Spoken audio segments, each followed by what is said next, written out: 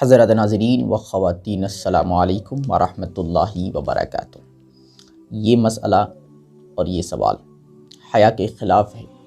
لیکن جب مجھ تک یہ سوال پہنچا تو میں نے مناسب سمجھا کہ اس مسئلے کی صحیح وضاحت پیش کی جائے، کیونکہ اس مسئلے کا تعلق مرد سے بھی ہے اور عورت سے بھی ہے، اور رمضان کا پاک مہینہ چل رہا ہے۔ رمضان کے مقدس مہینے میں یہ سوال کیا گیا ہے کہ اگر کوئی شخص روزے کی حالت میں کونڈم کا استعمال کرتا ہے اور کونڈم لگا کر ہم بستری کرتا ہے تو کیا اس سے روزہ ٹوٹ جاتا ہے یا نہیں ٹوٹتا ہے؟ جس شخص نے یہ سوال کیا ہے اس نے یہ بھی کہا ہے کہ مجھ سے کسی شخص نے کہا ہے کہ اگر کوئی شخص روزے کی حالت میں کونڈم لگا کر ہم بستری کرتا ہے، بیوی سے ملتا ہے، تو اس سے روزے پر کوئی فرق نہیں پڑتا ہے، روزہ نہیں ٹوٹتا ہے۔ اور وہ دلیل یہ دے رہا ہے کہ کونڈم لگا کر ہم بستری کرنے پر شرمگاہیں آپس میں ملتی نہیں، جب شرمگاہیں آپس میں نہیں ملتی لہٰذا روزہ نہیں ٹوٹا۔ اس لیے اس مسئلے کو آپ صحیح طریقے سے سمجھ لیں، اگر نہیں سمجھیں گے تو ایسے ہی لوگ آپ کو گمراہ کر دیں گے اور غلط مسائل بتا کر آپ کے روزے خراب کر دیں گے، آپ کی آخرت کی زندگی خراب کر دیں گے۔ میرے عزیز ساتھیوں، قرآن مقدس کے اندر اللہ تبارک و تعالی نے ارشاد فرمایا احل لکم لیلۃ الصیام الرفث الی نسائکم، کہ رمضان کے مقدس مہینے میں روزے والی جو رات ہے، یعنی رمضان کی جو راتیں ہیں، ان راتوں میں تمہارے لیے جائز اور درست ہے کہ تم اپنی بیوی کے قریب جاؤ، ان سے صحبت کرو، بستری کرو۔ ہن لباس لکم وانتم لباس لہن، کہ وہ تمہارے لیے لباس ہے اور تم ان کے لیے لباس ہو۔ تو رمضان کے مقدس مہینے میں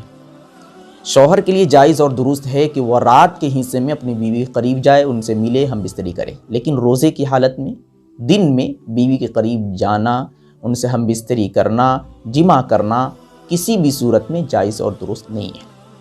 اب آپ اس مسئلے کو سمجھ لیں کہ اگر کوئی شخص روزے کی حالت میں کونڈم کے ذریعے ہم بستری کرتا ہے تو اس کا روزہ باقی رہتا ہے یا نہیں رہتا ہے، اس کا روزہ ٹوٹے گا یا نہیں ٹوٹے گا۔ دیکھیے، علامہ نووی علیہ الرحمہ اپنی کتاب الروضہ جلد 1 صفحہ 81 پر لکھتے ہیں کہ اگر کوئی شخص اپنے عضو مخصوص پر کوئی کپڑا لپیٹ کر بیوی سے ملتا ہے، جو مرد کا آلے تناسل ہوتا ہے، اس پر کوئی شخص کپڑا لپیٹ دیتا ہے، اس کے بعد وہ بیوی کے قریب جاتا ہے اور اپنے عضو مخصوص کو بیوی کے عضو مخصوص میں داخل کرتا ہے، ہم بستری کرتا ہے، تو اس صورت میں علامہ نووی علیہ الرحمہ یہ لکھتے ہیں کہ ان دونوں پر غسل واجب ہو جائے گا، اور غسل جب واجب ہوگا تو ظاہر سی بات ہے کہ اس پر تمام تر وہ احکام لاگو ہوں گے جو میاں اور بیوی کے ملنے پر لاگو ہوتے ہیں۔ اسی لیے علماء کرام نے لکھا ہے کہ اگر کوئی شخص کونڈم کے ذریعے بیوی سے ملتا ہے تو اس پر غسل بھی واجب ہوگا۔ اگر حیض کی حالت میں کوئی شخص ملتا ہے تو بھی جائز اور درست نہیں، وہ گنہگار ہے۔ اگر کوئی شخص روزے کی حالت میں کونڈم کے ذریعے اپنی بیوی کے قریب جاتا ہے، ان سے ملتا ہے، تو اس کا روزہ ختم ہو جائے گا۔ اللہ کے رسول صلی اللہ علیہ وسلم کی ایک حدیث بھی ہے کہ اذا التقى الختانان وجب الغسل، کہ اگر میاں اور بیوی کی دونوں عضو مخصوص مل جائیں تو دونوں پر غسل واجب۔ شوہر کا جو عضو مخصوص ہے، اس عضو مخصوص کے اوپر کا جو حصہ ہوتا ہے جو سپاری نما ہے، اگر وہ چیز بیوی کے عضو مخصوص کے اندر داخل ہو جا رہی ہے تو غسل واجب ہے۔ اب علامہ نووی علیہ الرحمہ نے جو مسئلہ لکھا ہے وہ کپڑے کے تعلق سے لکھا ہے۔ اس زمانے میں یقیناً کونڈم کا کوئی وجود نہیں تھا، اس لیے علامہ نووی علیہ الرحمہ نے کپڑے پر اس مسئلے کو نکالا ہے کہ اگر کوئی شوہر، کوئی مرد اپنے عضو مخصوص پر کپڑے کو لپیٹ کر بیوی سے ملتا ہے تو بھی اس پر غسل واجب ہو جائے اور اس عورت پر بھی غسل واجب ہو جائے۔ لیکن آگے انہوں نے ایک اور نکتے کی بات بیان کی، وہ یہ کہ اگر عضو مخصوص پر اتنا موٹا کپڑا ہے، کپڑے کو 2 تہ یا 3 تہ کر دیے، 4 تہ کر دی، یا کپڑا بہت موٹا ہے کہ جس کی وجہ سے بیوی کی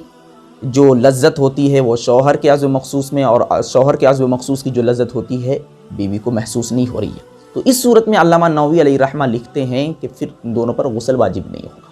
لیکن بعض علماء کرام اس صورت میں بھی یہی کہتے ہیں کہ غسل واجب ہو جائے۔ تو آپ اچھے طریقے سے جانتے ہیں کہ کونڈم باریک ہوتا ہے یا موٹا ہوتا ہے. یقیناً کونڈم بہت ہی باریک ہی ہوتا ہے جس کے استعمال کرنے کے بعد ہر ایک شخص، ہر ایک عالم، ہر ایک فقیہ یہی کہتا ہے کہ دونوں پر غسل واجب ہو جاتا ہے. جب غسل واجب ہو جائے گا تو یقیناً کونڈم کے استعمال سے روزہ بھی ٹوٹ جائے گا، روزہ بھی فاسد ہو جائے گا. اگر کوئی شخص یہ کہتا ہے کہ کونڈم کے استعمال کرنے سے شرمگاہیں نہیں ملتی ہے، وہ شخص غلطی پر ہے اور وہ در حقیقت اسلام کا دشمن ہے، غلط مسائل بتا رہا ہے. ایسے لوگوں پر آپ بالکل بھی بھروسہ نہ کریں، بالکل بھی یقین نہ کریں. Thanks for watching. Don't forget like, comment, share and subscribe to Al Had Media.